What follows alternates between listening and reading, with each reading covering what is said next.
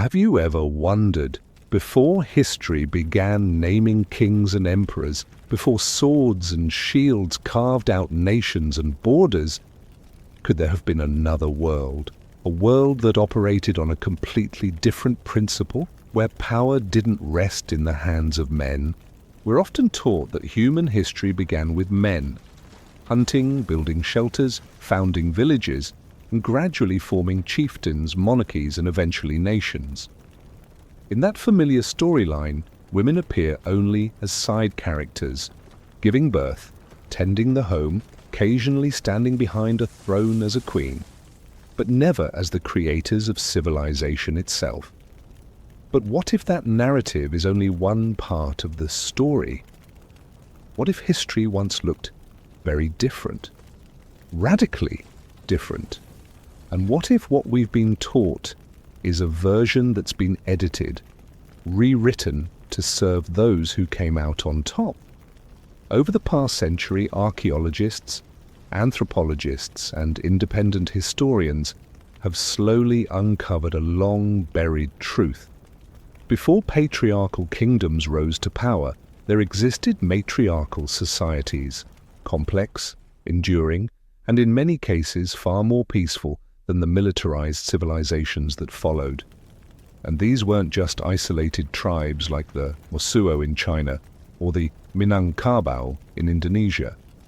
Archaeological evidence, from ancient Anatolia and the Balkans to Southeast Asia, Africa, and the Americas, shows that women once held central roles in religion, in society, and even within power structures. Yet most traces of that era have been buried beneath layers of dust. Some by time, but many by deliberate erasure. As society shifted from matriarchy to patriarchy, from mothers guiding their communities to men ruling through force, history itself began to be rewritten in one direction only, the direction of conquest and domination. In these rewritten narratives, women who once led rituals, embodied divinity, and held land and communal authority were reduced to wives of, mothers of, or worse, erased completely from the record. This wasn't a natural progression of civilization, as some outdated theories claimed. It wasn't an inevitable step in evolution. It was a transfer of power, sometimes violent, sometimes silent, but profound, from a feminine symbiotic order to a male-dominated hierarchical and expansionist one. Even more unsettling, this shift didn't just reshape the world on the surface, in villages, temples, and ceremonies. It rewired the deepest layers of our collective psyche. How we define leadership, power, success, and even civilization. Have you noticed that in most history books, across cultures and centuries, civilization is often defined by walls, armies, royal decrees, and conquest? But there was once another model, a radically different one, nearly erased from memory. A world where people lived in harmony with natural cycles, where they built communities instead of castles, cultivated rather than conquered, and worshipped not a supreme male deity, but the Great Mother, the symbol of life and rebirth. Monuments like Çatalhöyük, ancient goddess statues and burial sites with women at the center, all quietly tell a story that mainstream history has yet to fully acknowledge. And that is the story we're about to uncover, together on this journey. Now let's step back more than 9,000 years, to one of the earliest clearly matriarchal societies ever unearthed. A place where women weren't just represented in symbols, but held central roles in ritual, daily life, and spiritual practice, the ancient city of Çatalhöyük. There's a question that seems simple on the surface, yet is incredibly difficult to answer. Why has the role of women in ancient history nearly vanished from textbooks, museums, and even our collective memory? The women who once governed land, led ceremonies, and guided communities are now mentioned only as shadows behind kings, princes, or military heroes. Is it because they never existed, or because their stories were rewritten or written over by those who rose to power under a new order? When archaeology gained momentum in the 19th century, most of those interpreting the data were Western men, shaped by patriarchal societies, male-dominated religions, and colonial worldviews. In their eyes, anything that didn't fit the male ruler, female subordinate mold was dismissed, reinterpreted, or seen as an anomaly. Ancient goddess figures were labeled fertility charms. Female-centered graves were treated as coincidences. Communities without walls or armies were seen as primitive, undeveloped. One striking example, at the Çatalhöyük site in modern-day Turkey, dating back nearly 9,000 years, archaeologists discovered hundreds of female figurines. These statues had full-bodied forms commanding postures and calm, dignified faces. Many were found in ceremonial spaces, accompanied by rare animal bones and fine pottery. Yet for years after their discovery, these artifacts were vaguely labeled fertility symbols, and few asked the obvious questions. Why were all of them female? Why weren't there male equivalents? It wasn't until the late 20th century, when female scholars and non-traditional researchers began re-examining the evidence, that a bold possibility emerged. Çatalhöyük wasn't just a society that honored goddesses. It may have been a matriarchal community where women weren't secondary, but the very center of life itself. But if that's true, then the entire model of linear human evolution we've been taught in schools begins to unravel. Mainstream history tells us that society moved from primitive tribes, chieftains, monarchies, empires, as if this sequence marked inevitable progress. But if the earliest societies operated through communal living, peace, matriarchy, and feminine spirituality, then we must confront an uncomfortable truth. Progress does not always mean fairness. In fact, it may represent a regression, at least in terms of human dignity. One of the key forces that erased women's central role was the rise of monotheistic religion. As new faiths emerged, Judaism, Christianity, Islam, nearly all defined the supreme deity as male and tied spiritual authority to patriarchal structures. Goddesses were either replaced, downgraded to wives or mothers, or vilified as witches or demons. The biblical story of Eve, the first woman, blamed for original sin and humanity's exile from paradise, is a prime example of how culture was rewritten to weaken the feminine archetype. And it didn't stop at scripture. In architecture and ritual too, women were gradually pushed out of sacred spaces. Those who once served as priestesses, healers, and spiritual guides became exceptions, or were removed entirely from formal religious roles. In their place came men in robes, holding scepters, speaking divine words, while women knelt in silence behind them. This transformation didn't happen overnight. It took centuries, but its consequences ran deep. When history is written by men in patriarchal societies, they don't always lie intentionally. They simply don't see what once existed outside the world they know. And so the women who once held leadership roles, the goddesses who once symbolized power, and the communities built on maternal lineage became forgotten fragments, unnamed, unwritten, and left out of stone carvings and historical records. Even today, it's only thanks to independent archaeologists and brave new voices that we're beginning to ask the deeper question: what if the history we know is only one part of the picture, and the rest was rewritten to fit a new order? We've all heard about ancient goddess figures, but at Çatalhöyük, it's not just imagery. What we witness is a real society where women held power not through armed might or monumental temples, but through the structure of daily life, built on connection, care, and spiritual meaning. There were no city gates, no kings, no watchtowers, guards, or towering temples on a hill. Instead, there were hundreds of homes clustered tightly together like a honeycomb, without walls or fences. At the heart of each home burned a small, steady fire, warming not just the body, but the soul. This wasn't an empire, it was a community, one that history forgot to name properly. In the late 20th century, on the plains of Konya in central Turkey, archaeologists uncovered one of the most extraordinary Neolithic sites ever found, the settlement known as Çatalhöyük. Dated between 7,500 and 5,700 BCE, this vast town may have been home to over 8,000 people, an astonishing number for that era. But what made Çatalhöyük truly remarkable and deeply puzzling to mainstream academia wasn't its age or its size. It was how its society operated in a way completely unlike what we've been taught about early human civilization. There were no palaces, no royal tombs, no defensive walls or signs of warfare, no clear evidence of a ruling elite.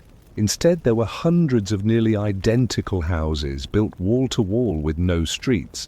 People moved across rooftops, entering homes through openings in the ceilings.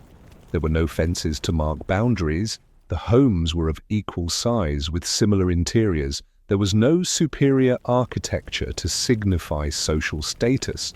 This wasn't a society of hierarchy, it was a tightly connected network. And at the center of that network, women. In many of the homes, archaeologists discovered clay figurines of women depicted in powerful poses, seated on thrones flanked by lions with prominent bellies. These weren't just fertility images, they radiated authority and abundance.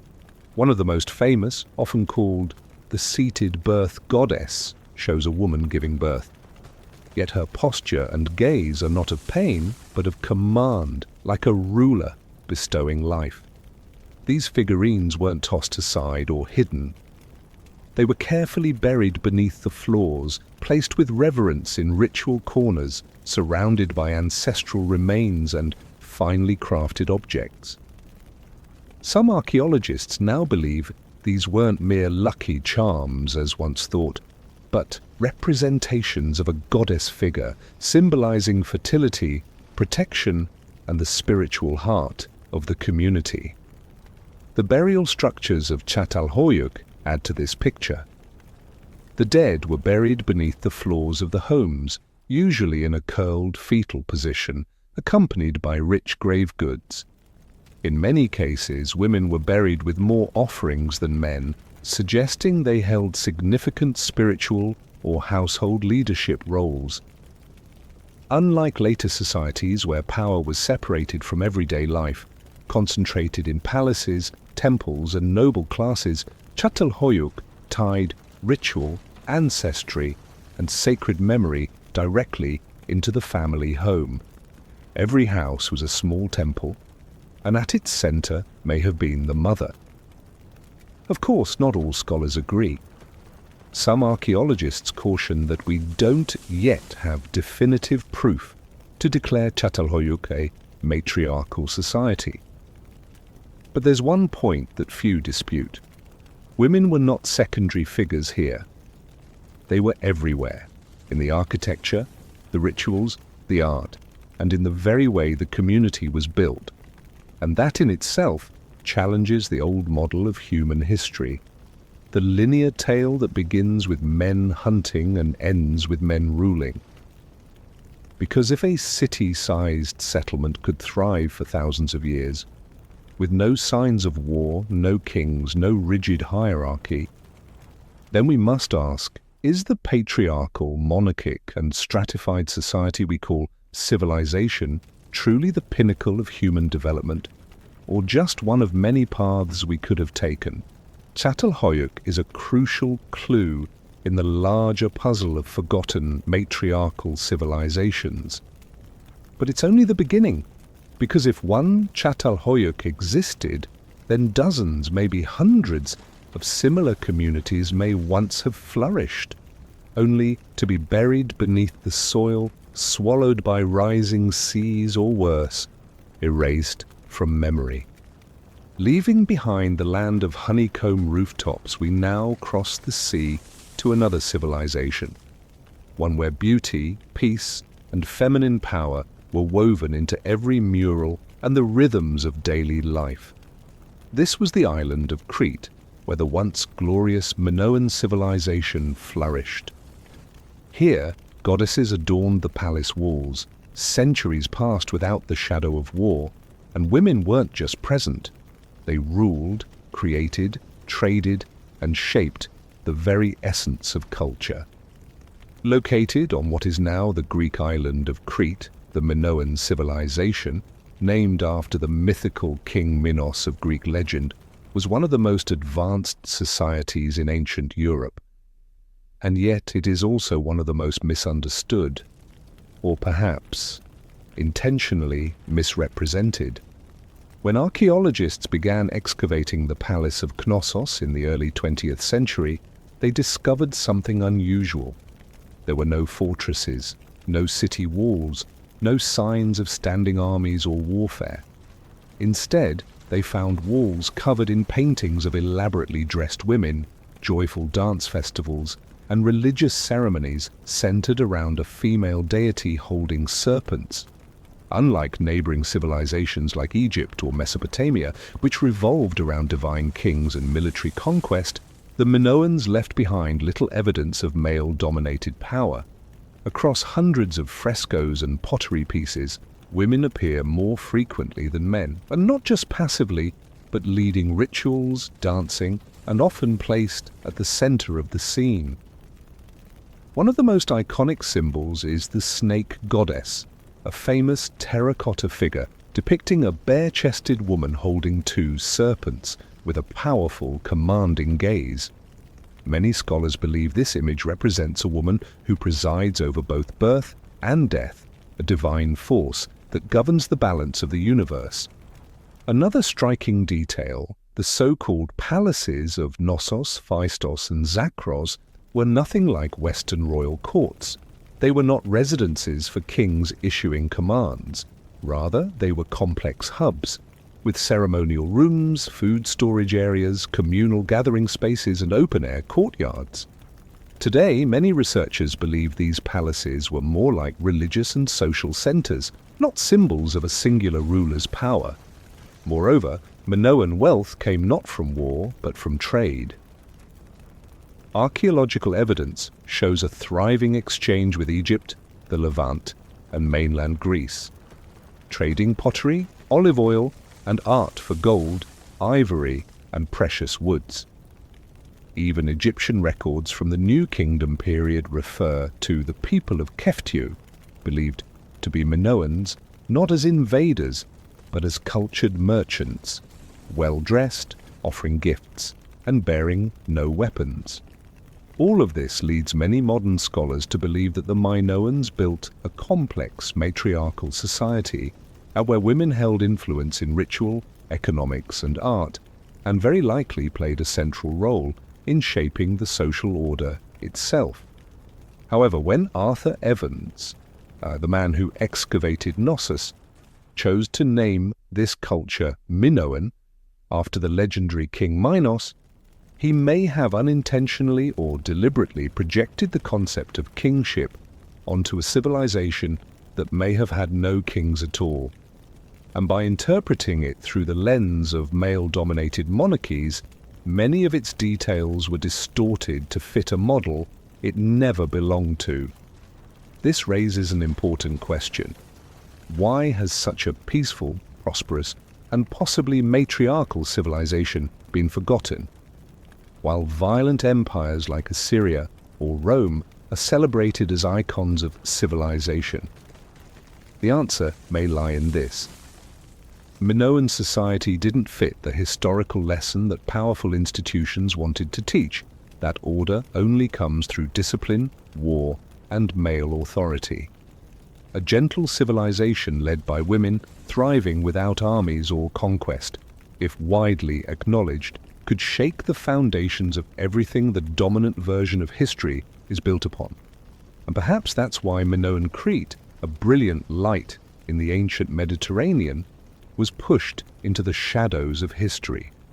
Leaving behind the gentle shores of the Mediterranean, we now ride into the sweeping winds of the Central Asian steppes, where myth and truth blur together, and where women didn't sit on thrones but rode horseback, drew bows, and struck fear into even the most hardened Greek historians.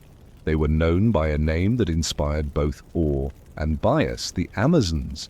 These were not queens or priestesses, but warriors racing through the wind on horseback, shooting arrows with divine precision, rejecting marriage, and according to Greek legend, even removing one breast to better wield a bow. To the ancient Greeks, they were more than enemies. They were a threat to the rising male order, a challenge to everything the patriarchal world sought to enforce. But what if this wasn't just myth? What if the Amazons were real, not as distorted monsters shaped by fear and cultural bias, but as living symbols of a society where women held power, a society erased, misrepresented, and buried beneath the histories written by victors? Today, the name Amazon might evoke images of mythical warrior women battling heroes like Hercules or Achilles, fierce, untamed, and above all, unforgivable in the Greek world for one reason: they didn't need men to survive. In ancient tales, the Amazons lived at the edge of the world, beyond the reach of patriarchal rule. For centuries, historians dismissed them as fantasy, figments of a male-dominated society crafted to warn against the dangerous woman, a cautionary tale of what might happen if women gained too much power. But by the late 20th and early 21st centuries, everything began to change. Not through stories or speculation, but through ancient bones. Across the steppes of Scythia, Kazakhstan, Ukraine, and southern Russia, archaeologists uncovered burial sites filled with weapons. When DNA analysis was performed, the results stunned researchers. Many of the warriors buried with bows, spears, and armor were women. One of the most revealing discoveries was made at the Pokrovka burial site near the Kazakhstan-Russia border, where archaeologist Jeanine Davis Kimball and her team unearthed graves containing women buried with spears, archery gear, and even light armor. Their skeletons bore the marks of horseback riding, combat injuries, and honored burial rites, just like male warriors. Davis Kimball called them real-life Amazons, not in the mythical sense, but as solid evidence that some ancient societies allowed, or even relied on, women as key fighters. This leads to a compelling theory. Perhaps the Greeks had indeed encountered, or at least heard tales of, such societies, but due to the cultural gulf, they interpreted them through the only lens they knew. In Greek eyes, a woman who didn't tend the home, raise children, or submit to male authority, but instead rode into battle, chose her own lovers, or rejected men altogether, was unnatural. And so these women were mythologized, twisted into monsters, painted as savage and ruthless, the polar opposite of the ideal wife in Greek city-states. But if we strip away the bias, a different picture emerges. The Amazons, or more accurately, the female warriors of ancient Central Asia, were part of a nomadic culture in which women held equal standing. They contributed to the economy, fought in wars, and played roles in spiritual life. This wasn't a society trying to overthrow men. It was simply a different model, one where gender didn't dictate destiny. Interestingly, even in Greek legends, the Amazons never go down easily. Though always defeated by male heroes, they are portrayed as worthy opponents, courageous, formidable, and unyielding. Perhaps this was the last whisper of a truth the Greeks couldn't quite erase. That somewhere they had witnessed, or heard tales of, a world where women didn't wait for men to rescue them. And just like the Minoans and the women of Scythia and other forgotten matriarchal cultures, the story of the Amazons doesn't live in mainstream textbooks. It survives only in myth, on the margins, and beneath the earth. Leaving behind the windswept steppes and the fierce image of the warrior woman, we now descend into a deeper layer of human culture, where the goddess no longer carries a bow or wears armor, but is embodied through symbols of fertility, the earth, and the vast cosmos. From the dark prehistoric caves of Europe to the fertile Ganges Valley, from ancient Mesopotamia to the distant mountain ranges of East Asia, we encounter a familiar figure, the Great Mother Goddess. She existed long before the rise of male-dominated religions, before the Almighty God, before Zeus hurled his lightning, before male gods claimed the heavens and the holy seats of power. Humanity once bowed before a very different deity, not a warrior god, but a mother, full, nurturing, regenerative, embodying both life and death, the Mother Goddess, once ruler of the universe and then erased from it, like a fading echo buried beneath layers of time. Over the past century, as archaeologists excavated prehistoric sites around the world, from Europe and the Middle East to India and Southeast Asia, they repeatedly found something strange. Small figurines depicting the female form, often with large hips and breasts, small arms, and little to no facial detail. And most striking of all, they predate any known male deity representations. One of the most famous examples is the Venus of Willendorf, unearthed in Austria and dated to nearly 25,000 years ago. The figurine stands barely 4.5 inches tall, yet features pronounced breasts, hips, and belly, with no clothing, no weapons. Early scholars dismissed her as a fertility symbol, a convenient simplification. But when we place her alongside dozens of similar Venuses from France, Germany, Russia, Ukraine, and Anatolia, a pattern emerges. This isn't just the image of a woman, it's a sacred icon, a widespread primordial goddess figure, a divine presence found across continents. And it wasn't limited to Europe.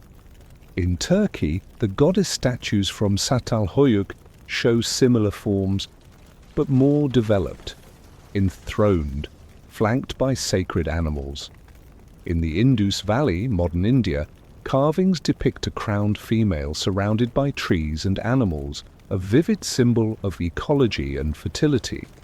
In Mesopotamia, before male gods like Marduk took the throne, people worshipped Inanna, a goddess of love, war, and the heavens, with her own fierce agency. In Egypt, Isis was not merely Horus's mother, she was the supreme force of rebirth and magic.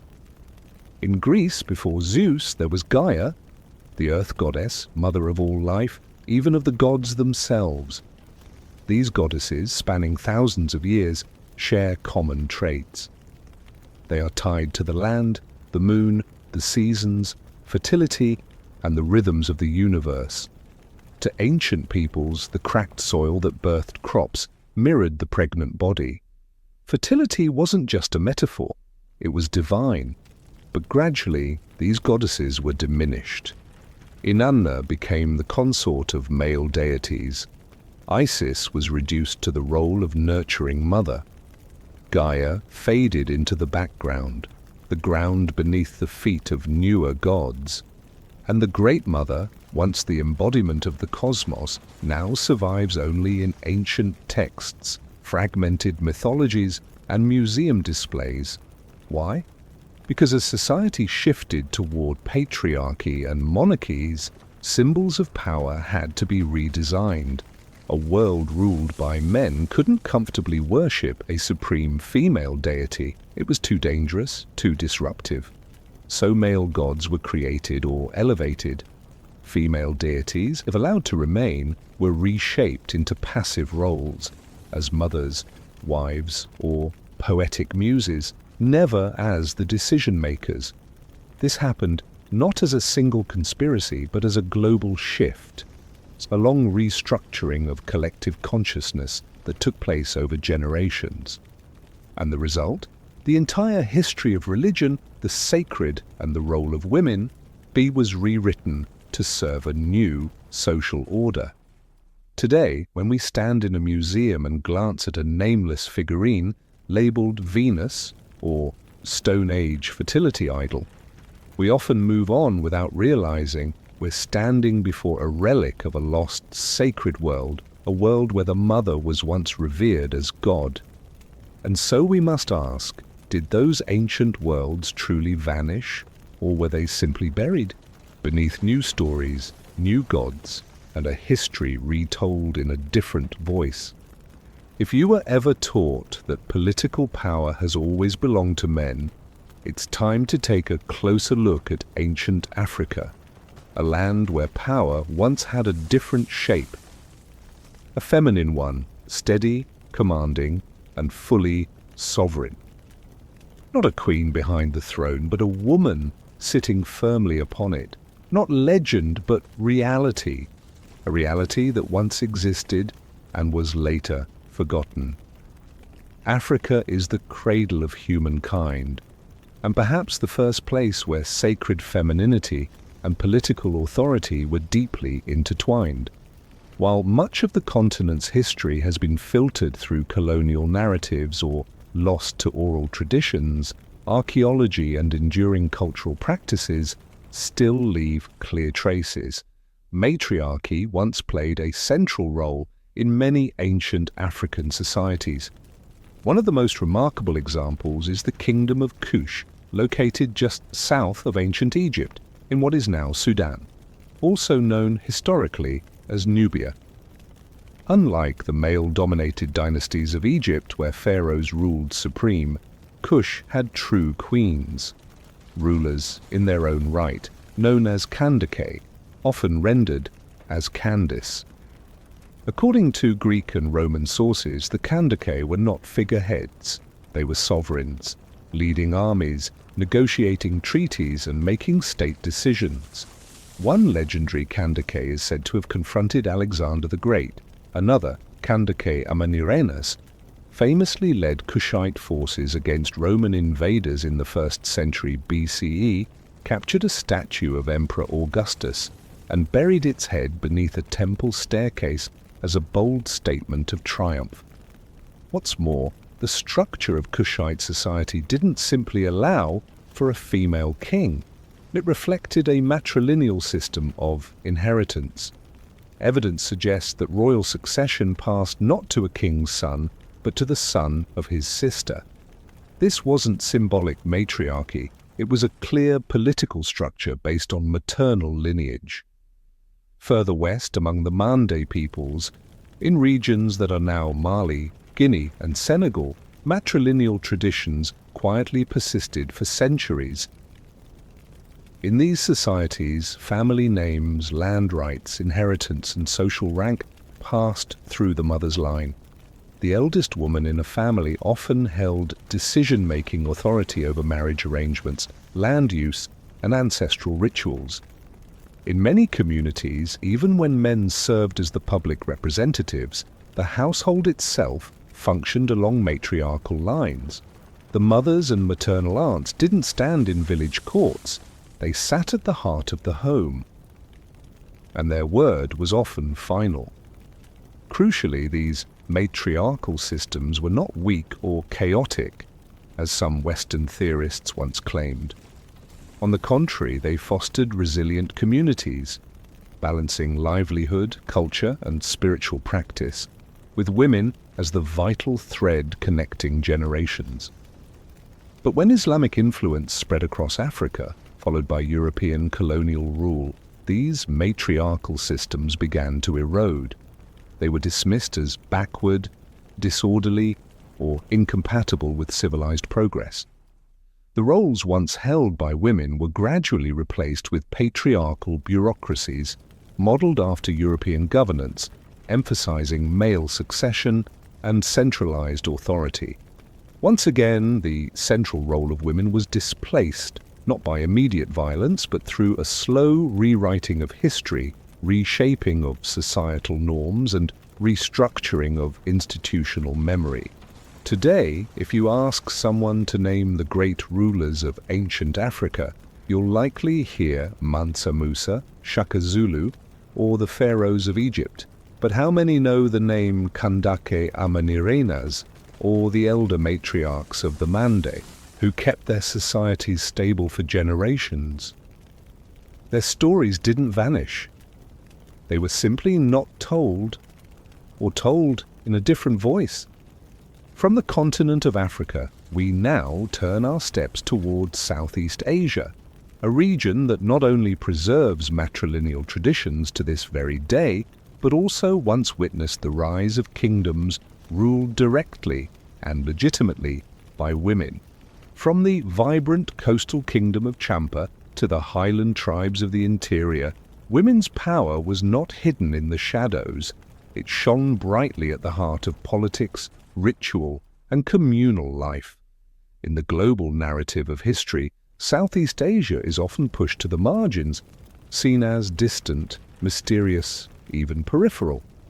But when we look closely at local traditions, native legends, and humble yet clear archaeological evidence, a striking truth emerges. Women in this region have never been absent from the corridors of power. One of the most compelling examples is the ancient kingdom of Champa, which thrived along what is now the central coast of Vietnam from the 2nd to the 17th century.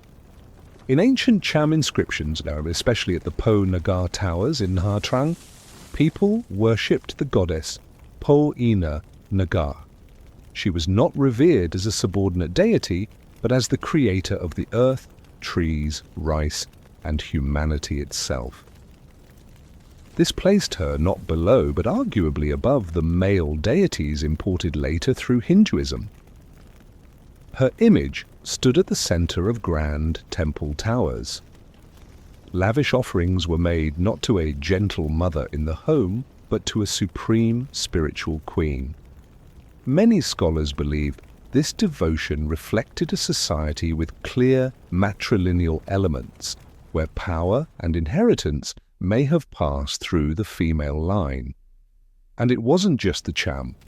Among the highland ethnic groups of Vietnam's central highlands, such as the Aj, Manong, and Drai, traditional matrilineal systems still shape life today. Here, the youngest daughter inherits the family's property and home.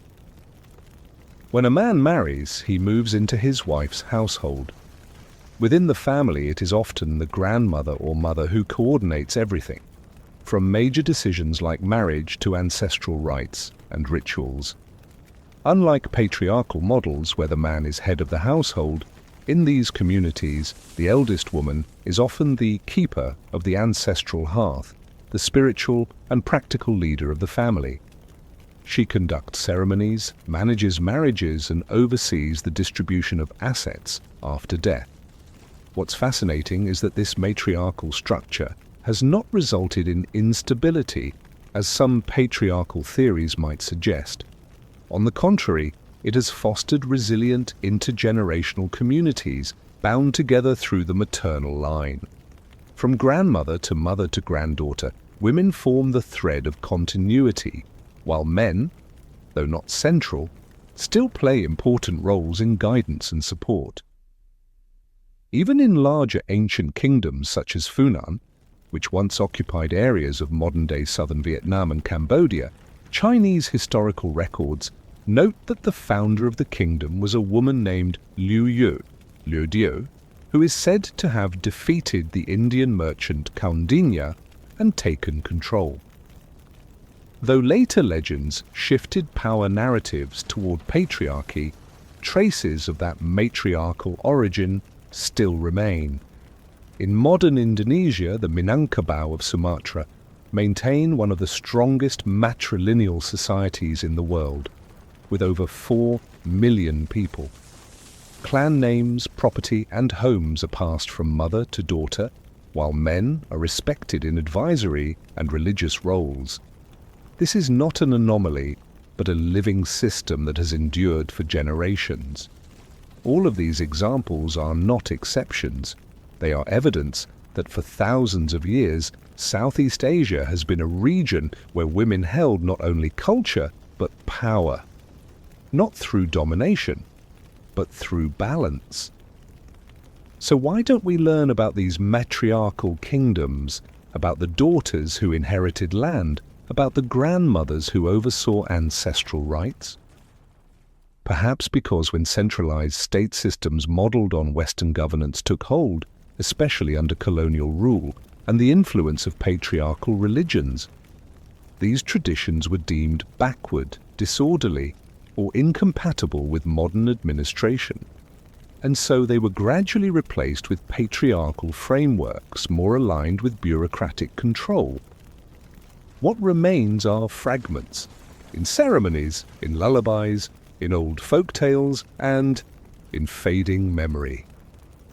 Leaving Southeast Asia behind, we now cross the Pacific Ocean and arrive in the Americas, a land where goddesses were once carved in stone and where matrilineal traditions were deeply woven into the spiritual life of the Maya, Inca, and ancient Andean communities. Before all of it was buried beneath the sword and the sermons of a conquest disguised as civilization, there was once a world where women were the root of life, the soul of the land, and the keepers of communal memory.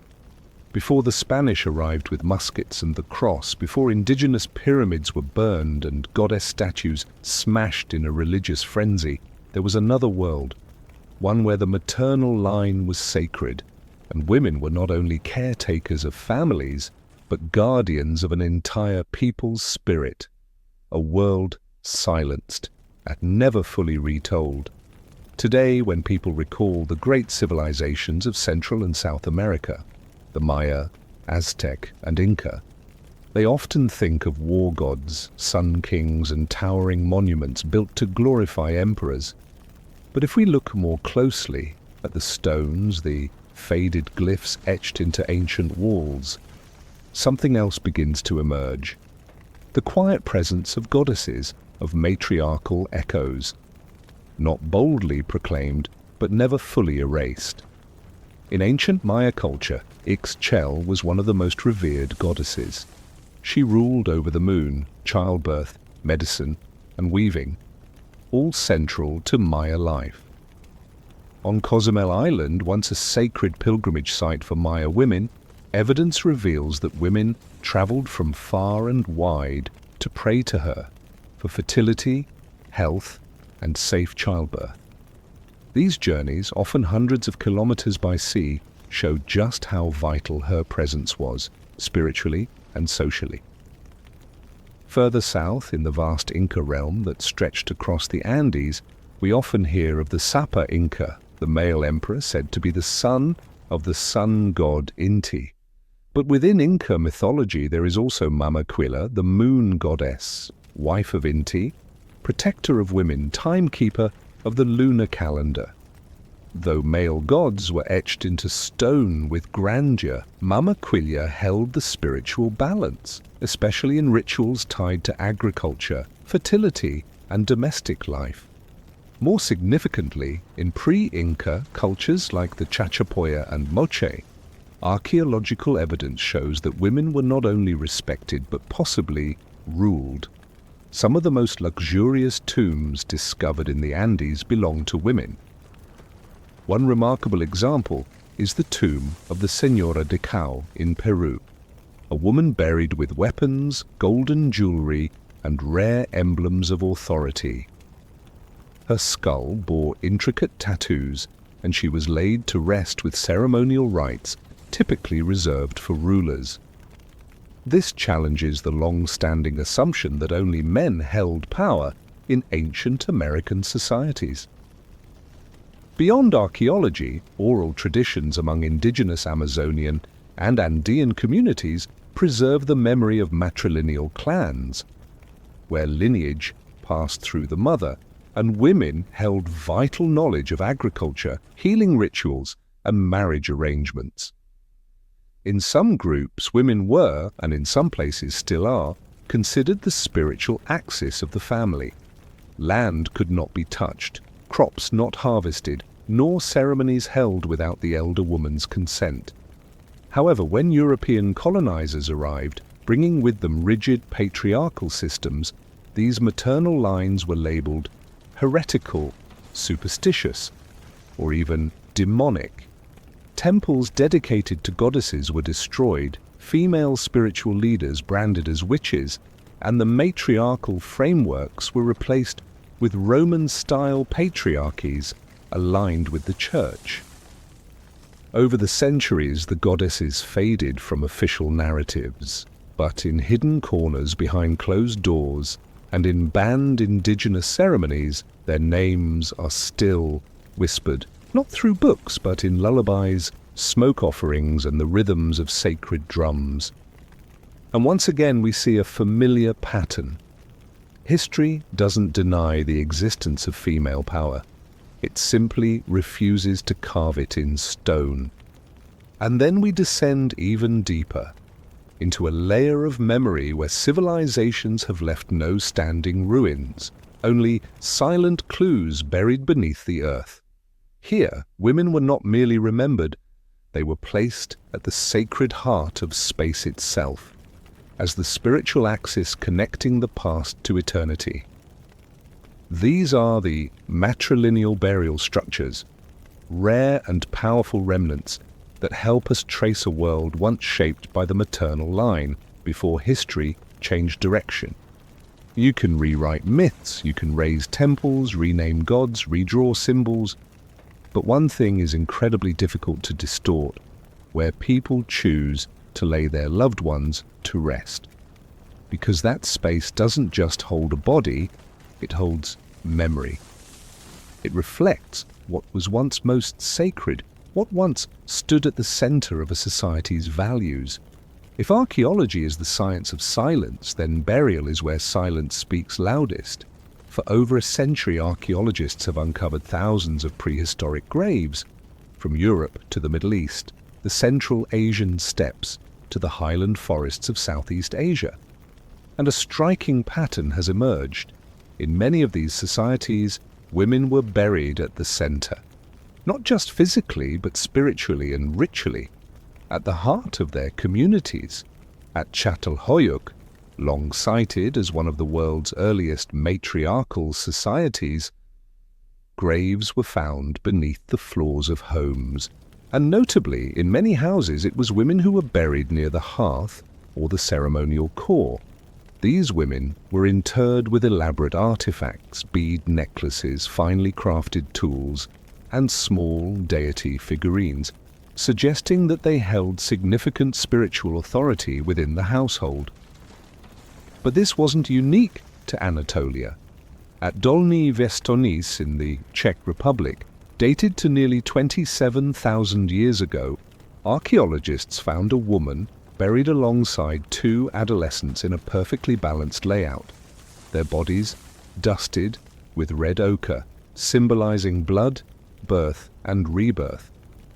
This site also yielded the world's oldest known ceramic Venus figurine found nearby, as if to remind us that the woman was not just a family member, but the symbolic center of life itself.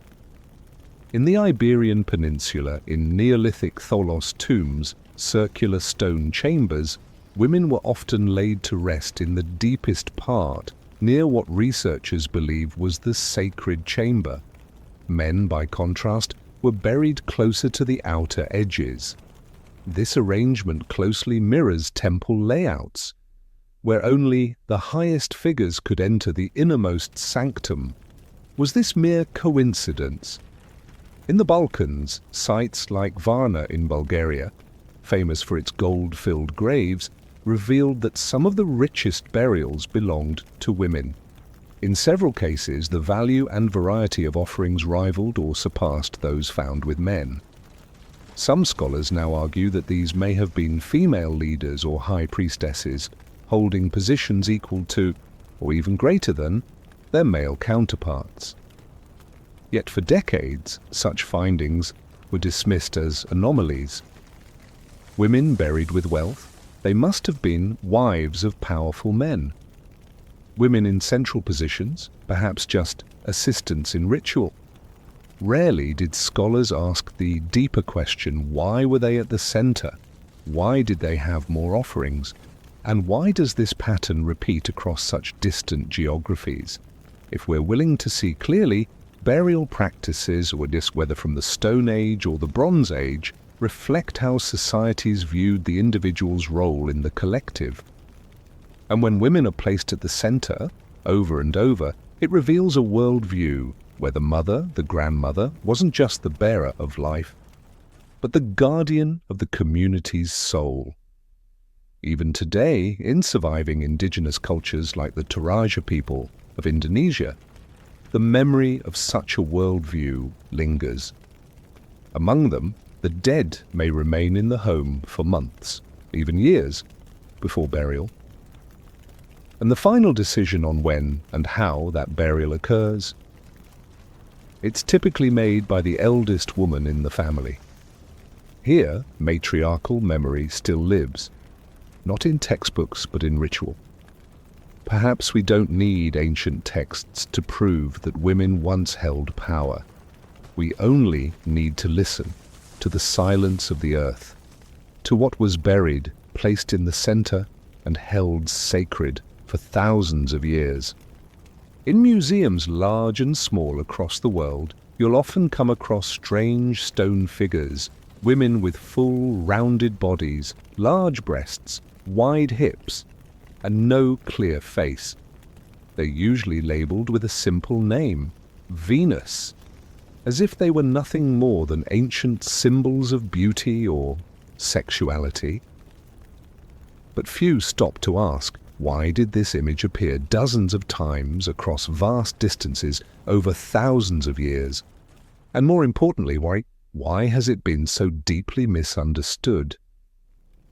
From the Venus of Willendorf in Austria to the Venus of Lesbug in France, from Dolní Věstonice in today's Czech Republic to goddess figurines found across ancient Anatolia, these eerily similar female forms date back tens of thousands of years, and they share striking features: exaggerated female bodies, prominent breasts, full bellies, wide hips, yet almost always lacking facial details or any hint of personal emotion.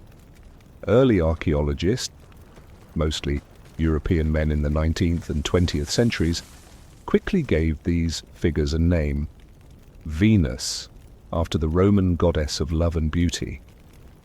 On the surface, maybe this might seem harmless, but the label imposed a modern sexual lens onto something far older and potentially far more sacred, reducing these ancient figures to primitive, erotic symbols rather than seeing them for what they truly might have been. But if we shift the perspective and consider the context, a very different story emerges. First, these figurines were created within hunter-gatherer or early agricultural societies where fertility wasn't a metaphor, it was a matter of survival. A strong, fertile woman wasn't an object of desire. She was the embodiment of life itself, of continuity, of divine presence. Second, the places where these figures have been found are rarely public or recreational spaces. They've been discovered in sacred caves, burial sites, and ritual spaces, not playrooms. This strongly suggests that they were not decorative items, but possibly talismans, ritual objects tied to fertility, agriculture, or spiritual protection. Third, there is no ancient text that ever referred to these figures as Venus.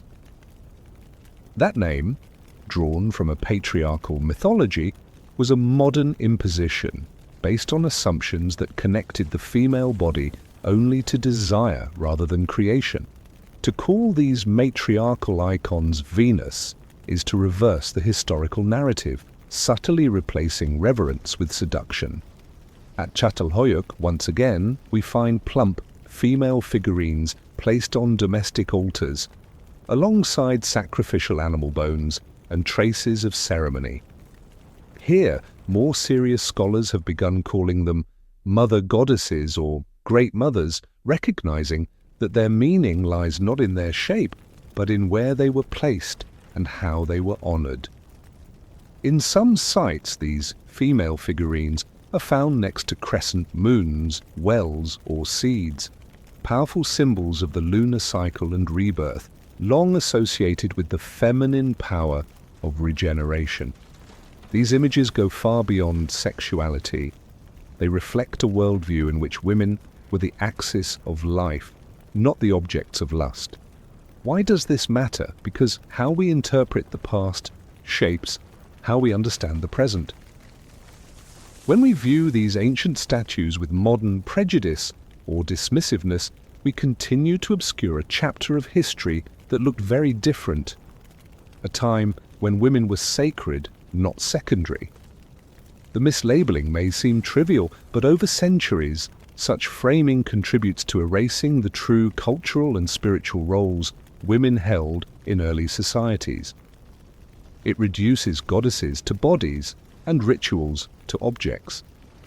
If we strip away the filters of modern thinking, if we listen carefully to what these stones are trying to say, we might finally hear the voice of an older world, a world where women were divine not for their beauty, but for their power to bring life, to hold communities together, and to bridge the human with the eternal. In most modern societies, a child is born and automatically inherits their father's last name. It's treated as obvious, a fixed rule of order. But if we travel back thousands of years, peeling away the layers of language and culture, we'll discover a very different story. A world where the maternal line was the most important thread, and language itself preserves the clearest trace of that forgotten order. When people speak of heritage, they often think of wealth, land, or bloodlines. But there is a more subtle form of legacy, a name. A name is not just a personal label. It reflects the very structure of a society and its family relationships. In ancient matriarchal societies, names and family identity were passed down through the mother, a clear signal that women once held the central role in preserving lineage. One vivid example lies in the Hopi language, spoken by an indigenous people of North America. In traditional Hopi society, everything belonged to the mother: land, homes, even inheritance rights. The Hopi language reflects this reality. Kinship terms, for example, are structured around the mother. Cousins are defined through the maternal side, not the paternal. Children were raised in their mother's household while the father lived elsewhere, with no authority over names or possessions. Across the ocean in Indonesia, the Minangkabau people, the largest matriarchal society still in existence, continue to pass names down the maternal line. A child takes the mother's clan name, and families are centered around the eldest grandmother. In the Minang language, kinship terms even differentiate status based on maternal ties. A maternal cousin holds higher social standing than a paternal cousin, revealing a hierarchy that honors the mother's line, not the father's. Looking even further back, we find similar systems among ancient African societies like the Akan of Ghana. There, children belong to the mother's clan, and the most sacred inheritances, land, ancestral worship, and spiritual names, were passed down matrilineally. This wasn't just custom, and it was coded into language itself. Words for ancestor, home, and ritual all tie back to the mother as the spiritual root. Even within the grammar and vocabulary of many ancient tongues, traces of matriarchy remain. Expressions like Mother Earth, Mother Nature, or Motherland all personify life-giving forces as female, as nurturers and protectors. Even in modern languages such as German, ancient Greek, or Hindi, concepts tied to life, creation, and the sacred are often grammatically feminine, unconscious remnants of an era when women were revered as the axis of existence. In contrast, as patriarchal societies began to emerge, languages shifted. Maternal lineage faded from the narrative. The father's name became the default. The mother's role in naming and kinship grew blurred, and stories of ancestry increasingly began with a forefather, rarely a foremother. This wasn't accidental, it reflected a systematic reordering of the social structure, a move from balance or maternal leadership to male-dominated power. Yet in the corners of the world where languages still preserve the mother's name, where words for ancestry still lean feminine, these are the last bright fragments, reminders of a time when the maternal line held society together. They're like linguistic seeds offering glimpses into a world that was once radically different. And if we accept that language is more than a tool, that it's a living memory of civilization, then the conclusion becomes clear. The mother line was once the center, not just of bloodlines, but of an entire worldview. But then the journey brings us to a brutal turning point. The moment when matriarchal structures began to collapse. Not because they were weak, but because a new force was rising. The age of warrior societies where power was no longer defined by life, connection, or community, but by the sword. This shift didn't just tip the balance of power, it rewrote history itself. From that point on, everything rooted in the maternal world slowly vanished from the mainstream of collective memory. Throughout our journey so far, we've seen remnants of a world centered around mothers, grandmothers, and female leaders. A world where power was built on nurturing life, not on controlling death. But then something changed, not due to natural causes, but because of the emergence of organized warfare, a radically new power structure, and one that wore a male face. The Great Shift began around the 4th millennium BCE as societies expanded into large-scale agriculture, developed food storage, and forged metal tools. Suddenly wealth could be taken and land could be seized by force. The need to protect and expand those resources gave rise to a new social class, male warriors. At first, weapons were often tied to ritual, not necessarily meant to kill. But as competition for resources intensified, weapons became tools of real violence, and those who wielded them best, typically strong, young men, began to rise as leaders of their communities. In Mesopotamia, sites like Tel Brak, Uruk, and Eridu show clear evidence of this transformation. City walls appear for the first time, along with images of chariots, helmets, and copper weapons. Simultaneously, temples once devoted to goddesses began to shrink or disappear, replaced by temples to male gods of thunder, war, and punishment, deities like Enlil or Marduk. Across Central Asia and the Eastern European steppes, the Kurgan burial sites from around 3500 to 2500 BCE began to feature male skeletons buried with weapons, horses, and military gear. These nomadic tribes didn't just travel, they invaded, conquered, and dominated territory through military power. From here, a structured patriarchal model spread west and south, replacing the more peaceful and egalitarian societies that came before. Archaeologist Maria Gimbutas famously proposed that the early agricultural civilizations of Europe, many of them matriarchal or gender-balanced, were wiped out or absorbed by these warlike patriarchal nomads from the north, ushering in an era of conflict, social hierarchy, and the decline of sacred feminine symbols. We see the evidence of this transition clearly in the graves they left behind.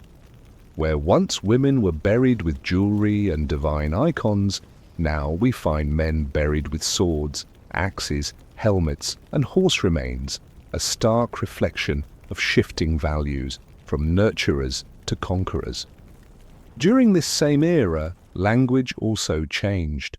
Words tied to violence, territory, and male authority became dominant in early written texts.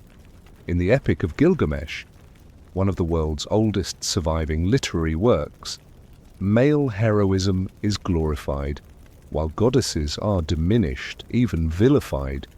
The official narrative no longer belonged to the goddess, but to kings, warriors, and empires. So why did this model take over? Perhaps the answer lies in efficiency. Violence, when organized, becomes a faster tool for power than caregiving or balance. In a world of brutal competition for resources, those who controlled weapons and military discipline often prevailed. And history remembers the victors, while those who were erased became silent. But silence doesn't mean non-existence. Matriarchal civilizations didn't vanish, they were overwritten, buried, and blurred. And now, as we dig deeper into the earth, layer by layer, another past is beginning to emerge. One where power didn't come from the blade, but from the hands that kept the fire, raised the children, and connected the generations. Following that great upheaval, we can trace its echoes not only in ruins and rituals, but in the very language of symbols and myth, where goddesses, once the source of all creation, were gradually demoted, distorted, and replaced by conquering male gods. Their disappearance was not just metaphorical, when it was a spiritual coup, silent but profound, paving the way for a new model of power that reshaped how humanity understood the world, order, and even itself. Let us begin at the very beginning.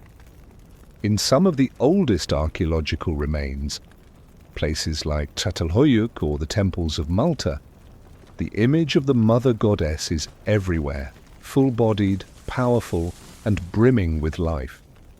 She didn't need a husband god to complete her. She created everything from within herself, embodying life, death, and rebirth in one sacred form. But as patriarchal societies began to rise, along with warfare and territorial control, something began to shift. Religion, once a reflection of feminine sacredness, was rewritten to legitimize male authority. In ancient Greece, this shift is clear in the mythology of Zeus. Before he became the father of the gods, Greece already had powerful female deities: Gaia, the Earth Mother, Rhea, and most notably Hera, once the sovereign goddess of native worship. Yet in rewritten myths, Hera is recast as Zeus's jealous wife, downgraded from a self-contained creator to a supporting role in her husband's story. The same pattern appears in Norse mythology, with Freya, goddess of love, death, and magic. Before Odin reigned supreme, Freya was believed to receive the souls of fallen warriors, a central figure in the spiritual cosmos. But in later myths, Odin takes command, and Freya's role is quietly reduced, her domain split and diminished. It's a subtle, strategic replacement, not erasure, but subordination. Then came Judaism and Christianity, marking the peak of the patriarchal monotheistic order. Here, Yahweh is the sole almighty God, masculine, singular, and unquestioned. But early traces suggest a more complex beginning. Archaeologists and scholars have found evidence of Asherah, a revered goddess once worshipped alongside Yahweh in the early days of Israelite religion. In inscriptions from Kuntilat Ajrud in southern Israel, one line reads, "Yahweh and his Asherah," a rare, powerful clue that the male god did not always stand alone. Yet over time, Asherah was erased from the scriptures, labeled a pagan deity, her temples torn down. From then on, women in religious texts were confined to roles of mother, sister, or seductress. Never again the divine force she once embodied. This process, we call it by its true name, was a religious reconstruction with political intent. It was not merely a shift in belief, but a complete restructuring of society. If the supreme deity was male, then male dominance on earth became not only natural, it became divine. And if the goddess could be erased or demoted, so too could the power of real women be quietly sidelined. Notably, many scholars point out that turning ancient goddesses into mothers of male gods, like Rhea, Hera, or even Mary in Christianity, was a clever strategy to preserve their presence while simultaneously diminishing their power. They remained sacred, but only as supporting figures, no longer the creative center of the universe. Religion, which once mirrored life's cycles and women's sacred roles within them, had now become a tool to uphold a new social order where swords, thrones and crowns belong to men, in heaven and on earth alike. History is not just what happened, it's what still echoes in the present. When we look at today's world, where power is concentrated in the hands of a few, where women are still fighting for their voices to be heard, and where Mother Earth is being exploited to the brink, we are not merely seeing a present reality, we're witnessing the shadow of a past long buried, the collapse of matriarchal order. For tens of thousands of years, human societies often operated on a symbiotic model. One where women and men held different but balanced roles, where land wasn't owned but shared, where women were not seen as inferior but as vital connectors of life, memory, and lineage. But as warfare, territorial conquest, and private ownership emerged, these matriarchal structures began to fade. Power shifted to those who held weapons, and a new societal model took shape, built on hierarchy, patriarchy, and control. One of the most profound shifts was in how women were perceived.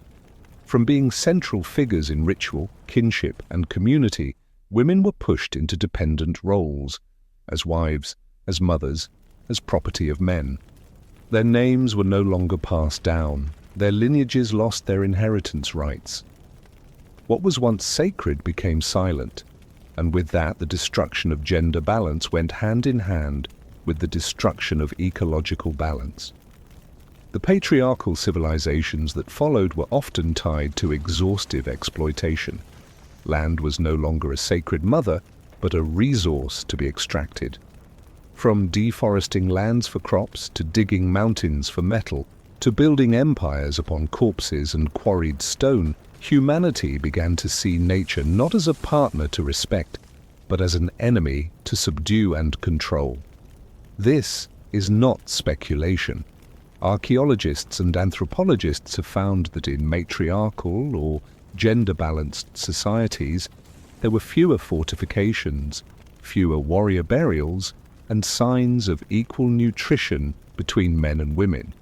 In contrast, patriarchal ancient societies often buried men with elaborate grave goods, while female skeletons bore signs of heavy labor, malnutrition, and even physical abuse. And the consequences of that shift are still with us today. We live in a world where women fight to be heard, to be educated, to have sovereignty over their own bodies. A world where the earth is being stripped bare, rivers are poisoned, and the climate spirals out of control. Not because we lack knowledge, but because we've lost reverence for what we once called Mother. It's no coincidence that words like Mother Earth, Mother Nature, or Mother Tongue still survive. They are the last echoes of a worldview that once cherished life through a feminine gaze, gentle, nurturing, and deeply attentive. What matters most is this: matriarchy didn't fail, it was overthrown. And that overthrow didn't just erase the names of powerful women from history, it left deep scars in our power structures, our education systems, and the very psychology of modern society. While much of the world has shifted to a patriarchal model, defined by the father's surname, inheritance through the male line, and a rigid hierarchy dominated by men, there still exist communities like resilient seeds surviving after a great storm that continue to preserve the old order, the order of the mother line. If you've ever thought matriarchy was simply a closed chapter in history, look toward the highlands of Meghalaya in northeast India, where the Khasi people maintain a society in which names, property, and family identity are passed down through women. In Khasi households, it is the youngest daughter who becomes the main heir. She doesn't just inherit land, she takes on the responsibility of caring for aging parents and keeping the family lineage alive. Unlike the rest of India, where caste and patriarchy often define everyday life, the Khasi do not believe in a bride joining the groom's household. In fact, it's the opposite. The husband moves into the wife's home and children take their mother's surname. What's most striking is that the Khasi don't consider this system unusual. To them, it's natural, traditional, and foundational. Traveling farther southeast to West Sumatra, Indonesia, you'll find the Minangkabau, the largest surviving matrilineal society in the world, with over 4 million people. Here, houses and rice fields belong to the women, and family decisions are made primarily by mothers and maternal aunts. The Minangkabau have a well-known proverb, "Anak dipangku kemenakan dibimbing, rumah gadang dijaga." Loosely translated, children are cherished, nephews are guided, and the great house is cared for by women. While men still take part in religious and political affairs, the everyday life and cultural rhythm of the community is centered on women. Further north, in the mountains of Yunnan, China, lives the Mosuo people, a small but remarkable group whose approach to love, marriage, and kinship stands apart from male-dominated traditions. Among the Mosuo, there is no concept of permanent marriage. Instead, women engage in what's known as walking marriages, relationships where a man visits the woman at night and departs by morning. Children born from these unions are raised within the mother's household, and family lineage is traced exclusively through women. What's unique about the Mosuo is that their society isn't about reversing gender roles. It's not a place where women dominate men. Rather, it is symbiotic. Men still hold meaningful roles and are respected, but ownership, inheritance, and family authority reside with women. This structure shows us that matriarchy doesn't mean the oppression of men. It is a flexible, cooperative system built on trust in women as the center of social life. Of course, these modern matrilineal societies aren't immune to outside influence. Globalization, mass media, education systems, and national policies still introduce patriarchal norms, but the key point is this: they have preserved their core identity. They continue to pass down the roles of mothers, aunts, and sisters, not merely as symbolic figures, but as the true pillars of their societies. These communities serve as a mirror held up to the dominant flow of human history, reflecting back an alternative path. They prove that it is entirely possible for a society to thrive, organize, and evolve without revolving around control, violence, or inheritance through the male line. No matter how many temples were torn down, how many histories were rewritten, or how many goddesses were reduced to the roles of supporting mother or faithful wife to male gods, the memory of another era has never fully vanished. The age of goddesses, of matrilineal descent, of matriarchal order did not disappear. It merely withdrew into the shadows, into lullabies, harvest rituals, and the whispered legends of folklore. In remote villages where indigenous culture still breathes, stories are still told beneath the moonlight beside the fire. And if we listen closely, we will hear a motif that repeats itself. Curiously, stubbornly, the first creator was a woman. The original deity was female. The keeper of secrets, of life, of the land, of time itself, was always the mother. Take, for instance, the ancient Middle East. Long before the name Yahweh emerged as the singular god, the region once worshipped powerful goddesses: Inanna of Sumer, Ishtar of Babylon, and Astarte of Canaan. These goddesses were more than symbols. They were creators of life, guardians of warriors, embodiments of both love and death. Though erased from sacred texts, their names lived on in folk songs and fertility rituals performed by ordinary people. In Europe, where Christianity spread by building its faith atop older beliefs, the Celtic goddess Brigid was eventually transformed into Saint Brigid, the only female saint venerated widely in folklore. But researchers have found that the rituals celebrating Saint Brigid were, in truth, fertility rites, prayers for good harvest, strikingly similar to Mother Earth traditions from earlier matriarchal times. In East Asia, the Vietnamese legend of U Ko, the woman who gave birth to 100 eggs and is considered the mother of the nation, stands as a vivid reminder of matrilineal origins. Although later retellings often placed Lac Long Quan above her in the mythological hierarchy, the role of the mother as the womb of the people, the bloodline's beginning, has never truly faded.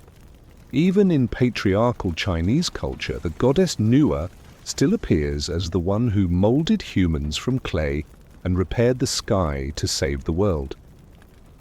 She was not an assistant to the divine order.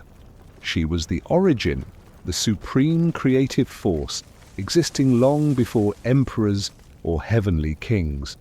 But these matriarchal memories are not limited to mythology. They live on in harvest festivals, in weaving ceremonies, in cradle songs and ancestral prayers. The figures of the blessing mother, the goddess of the fields and the matron of crafts are all part of a living legacy. One passed down not through textbooks but through spoken word. Anthropologists call this deep cultural memory. Memories that exist outside the realm of official history, yet persist through practices, emotions, and ritual. These memories do not require historians to survive. They need only storytellers, grandmothers, mothers, folk singers under moonlit altars. And this reminds us of a deeper truth. Matriarchy did not die. It changed form. It does not live in rigid institutions, but flows beneath the cultural soil like an underground spring nourishing ancient forests. And when the time is right, it rises again, in a song, in an old dance, in a strange dream whispered across generations. We cannot change the past, but we can change how we understand it. And in that re-understanding, history opens new paths, not to return to a matriarchal age, but to rediscover the balance that once existed, to re-establish the role of women, not as those who follow, but as the origin of all civilization. When we look deeply into the traces of thousands of years of human history, matriarchal models are no longer a theory. They were a reality. Prosperous societies without war, communities organized around maternal lines, goddesses who held supreme creative power, and families where women were both the economic core and the spiritual foundation. This isn't nostalgic fantasy, it's a part of history that has been hidden. And when that part is erased, the story humanity tells about itself becomes distorted. Women are reduced to the ones behind men, when in truth they stood at the very beginning, at the dawn of social structure, agriculture, art, and spirituality. Why does this matter? Because the way we understand the past directly shapes how we organize the present. If we believe women have never led, never created, never guided, then today's society will continue to reflect those unjust structures. But if we re-examine history more fully, more honestly, then nothing can justify keeping women from the center of today's decisions. In politics, in economics, in culture. What we need is not a return to matriarchy, but a restoration of a truth that was stolen, a truth that shows us symbiosis, not domination, nurturing, not conquest. These two can build civilization. We've seen this in archaeological findings like Çatalhöyük, where women were buried with reverence and sacred offerings in the image of the Earth Mother Goddess spread across Europe and Asia. In the Kazi, Minangkabau and Mosuo communities that still follow matrilineal traditions today, and in indigenous rituals where the memory of the First Mother is still whispered across generations. But more profoundly, the ability to give life, to preserve collective memory, and to weave connections, qualities that have always belonged to women, were once the foundation of human society itself. If today's world faces crises of land, environment, war, and division, then perhaps the forgotten matriarchal memory is not just a relic, but a key to healing. That's why the journey to recover women's history is not just about feminism or nostalgia. It's a matter of knowledge justice, of human balance, and of building a sustainable future. Most of us are taught that history moves forward, from primitive to civilized, from chaos to order, from ancient to modern. But what if that's wrong? What if history isn't a straight upward line, but a circle? A cycle of rise and return, where forgotten values begin to re-emerge. Looking back across thousands of years, one thing becomes clear. The world once went through an age of symbiosis, where soft power and the feminine shaped the flow of civilization. Then came the age of conquest, marked by violence, hierarchy, and patriarchy, where power was imposed through swords, religion, and empire. But what's striking is this. In the heart of our modern era, marked by ecological collapse, wars, and spiritual crisis, the very values once dismissed as soft are returning. Women, at once pushed to the margins of society, are now emerging as leading voices in education, environmental protection, local politics, community work, and even science. But they bring more than presence. They bring a different way of thinking about power, progress, and peace. It's no coincidence that global climate movements like Extinction Rebellion or Fridays for Future are led by young women. It's no coincidence that grassroots education, indigenous healthcare, and land restoration efforts across Africa, Latin America, and Asia are being led not by governments or corporations, but by mothers, women elders, and village matriarchs. In regenerative farming villages, in post-conflict reconciliation work, in slow-living, green-living, and co-living communities, we see traces of matriarchal values returning. Not through theory, but through practice, through nurturing instead of extracting, listening instead of imposing, regenerating instead of consuming. Could this be the inevitable turn of the cycle? A quiet response to millennia of imbalance? When society grows weary of war, inequality, and destruction, the deep cultural memory, long buried in myths, rituals, and indigenous women, begins to rise again, like a final instinct for survival. From an archaeological lens, history has always been cyclical. Patriarchal civilizations often rose to power, only to collapse under the weight of their own ambition and division. Yet in the spaces between these collapses, there were always matriarchal interludes, small symbiotic communities quietly keeping life alive. And maybe, just maybe, we are living in one of those moments now. A moment when humanity must look inward to reclaim what was lost: balance, care, and the ability to listen to nature, not through weapons, but through the embrace of the mother. So let this story not end here. Keep learning, keep questioning, keep sharing, and speaking, because every change, even the smallest, begins by looking back and daring to tell history more fully. Not to return to the past, but to understand it rightly. And from that understanding, write the future, with more fairness, more clarity, and more humanity.